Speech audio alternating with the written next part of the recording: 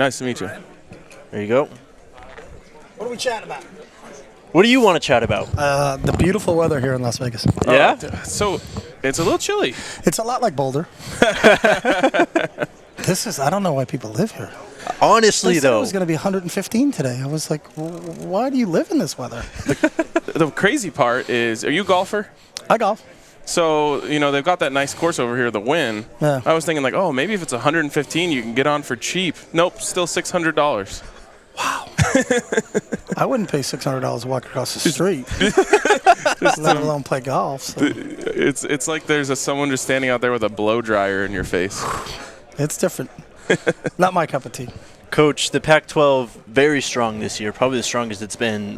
When's the last time you can remember the Pac-12 this strong?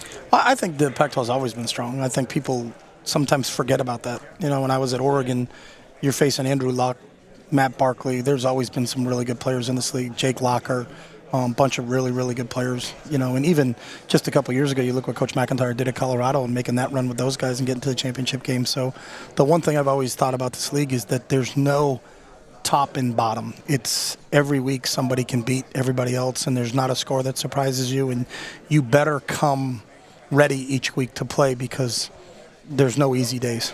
Is that, the reason why you see kind of this conference sometimes cannibalize itself? 100%. It is that, you can look at maybe the SEC with Alabama and Georgia are a cut above the other guys. And, I don't think some of the teams on the bottom end are not going to knock them off. In our league, you look up and you're just, I think Washington was a great team this year, but they got knocked off at Arizona State for some reason, and they got knocked off at our place on a Friday night, and they ended up 10-2. Yep. And that was a really, really good football team. When it's one of those deals where if you do have a hiccup or maybe one of your players is nicked and isn't 100% healthy in that game, then it doesn't shine through. It's the teams with the best depth and the teams that can stay the luckiest through injury that are probably going to end up winning it.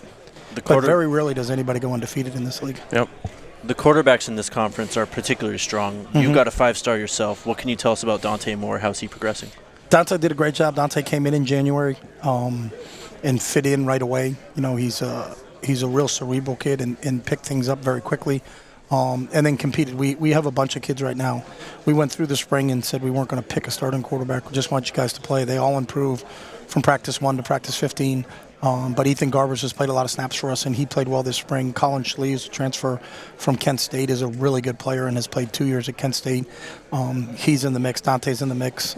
Justin Martin, who's a redshirt freshman, who's a 4-star Elite 11 quarterback, is in the mix. So we've got a couple guys that we can pick from right now. When recruiting and watching Colin Schley, I'm sure you watched a lot of Sean Lewis's offense at Kent State. We did. What did you think of what he was doing up there? Sean does a great job. He's one of the bright young offensive minds in this country, and you look at their schedule. I don't think anybody can complain about a schedule. FTC, Kent State's, they played Washington, Oklahoma, and Georgia out of conference to start the season, but competed and scored a little bit on Georgia. Scored a bit on Georgia, and so he's got a system that I think he understands their system and will hold them to the system. But he's got a good feel. He knows how to use a mobile quarterback if the quarterback has some mobility. He also knows how to drop back and throw it. So I think Colorado offensively is going to be in really good hands with Sean. What about your offense? At Oregon, it was really fast, no huddle, really spread out. Here at UCLA, you're throwing a lot of tight ends out there. You're running the football and all these kind of zone and gap schemes. How would you describe your offense now? I would think everything we've always done is just personnel-based. So when I first got to UCLA, we had a lot of tight ends.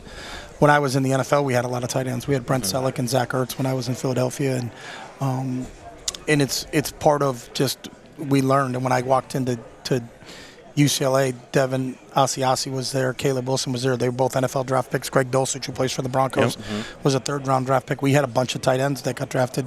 Mike Ezekiel's a tight end for us with the Chargers, and we have the same thing now. We have 5 or 6 tight ends that we think can play, but we're always going to adapt our game plan to our personnel. So do we have more running backs? And I think we have depth at running backs, so we may do some 2-back stuff this year.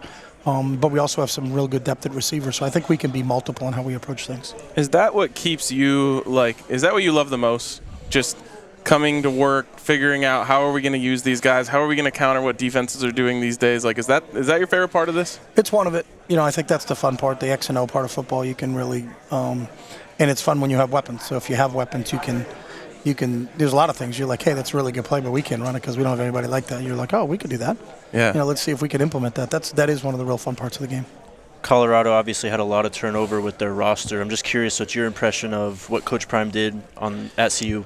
I really didn't pay much attention to it, to be honest with you. I know a lot of people try to chime in. I'm worried about my team, so I know that's part of the rules, and if that's the way he's going to approach it, then that's his decision. He sees those guys on a daily basis. I don't, so I do get a kick out of other people weighing in on how other people should be managing their roster, and that's – I got enough problems managing my roster, let alone me starting to look at how somebody else is handling theirs. So I know we got to play them in the middle of the season at some point in time. So, and I know Shedeur and Coach had Shedeur come to camp a couple years ago, and we really liked him. So I think he's going to be a really good quarterback there, and I'm excited to see how they do.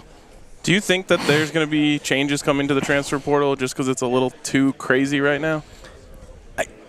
I think the only change I think they should make is there should only be one window to transfer. I don't know why kids have an opportunity to go through transfer, it's over, everybody go to spring ball, then you reassess. There's no other sport that does that. So in the NFL, in the offseason, you have your draft, then you start OTAs, then you have minicamp. That's really their off-season program. They don't open up free agency after minicamp because a kid got beat out and says you can now put your name back in the portal again, or you can put your name in free agency to see if you can catch on with another team. There's one window for free agency. It's just like we have 2 signing dates for the high school kids. Like, I don't know why we have 2 signing dates. We should have 1 signing date and 1 window for the transfer portal, and everybody should have an opportunity to transfer. I'm not down on that, but I don't know why there's 2 windows. I don't know why after spring ball you have to hold your breath and say, is this kid coming back? Is this kid not coming back? Did we treat him well during the spring? Like, if you want to compete for a job and stay here through the spring with us, then fantastic. If you don't, then put your name in the portal, and if we can help you get on with another team, that would be great. But I don't know why there has to be 2 windows. That doesn't make sense to me. Zach Charbonnet was an incredible player for you guys when he was there. Now you've got Carson Steele. What kind of player do you have in him? They're similar. I think Carson is a little bit bigger. Carson is 6 foot. He's 228. Real strong kid. Benched 420 in testing. Squatted 650. He's just a beast of a kid. But we have a couple other guys. T.J. Harden, who came on towards the end of the year for us at running back, was as true freshman last year and did a really nice job. Ran for 100 and some odd yards in the bowl game against Pitt. And then Colson Yankoff, who actually scored twice against Colorado last year, was our goal line running back. And Colson is a lot better. He's a 6'4", 230-pound kid. And then we took a transfer from Army who's 6'3", 245, and Anthony Atkins. So we're a lot bigger and more physical. Last year, I think after Zach played, there was a drop-off. We had a couple 170-pound scat backs in there, and then TJ was a freshman. Now we've got 3 kids that are 230-plus and then another 220 kids. So I think we're a lot bigger and more physical at running back.